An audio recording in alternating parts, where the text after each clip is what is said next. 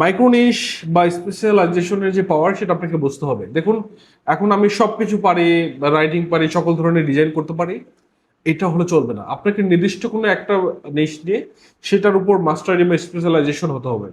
আমি সকল ধরনের লিখতে পারি, এটা কিন্তু হলো না, কিন্তু আপনাকে নির্দিষ্ট একটা ফোকাস করতে হবে।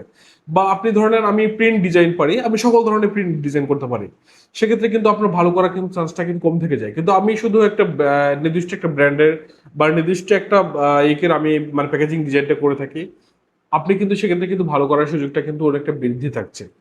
তাই মানে আপনি মাইক্রো নিশে যত বেশি ফোকাস করবেন, যত বেশি নিশটাকে ন্যারো করবেন, তত বেশি আপনি সেখান থেকে ভালো ডিমান্ড আপনি করতে পারবেন, এবং আপনি একটা ভালো রেভিনিউ করতে পারবেন, ভালো আর্নিং করতে পারবেন, ফ্রিল্যান্সিং এ একটা ভালো ক্যারিয়ার বিল্ড আপ করতে পারবেন।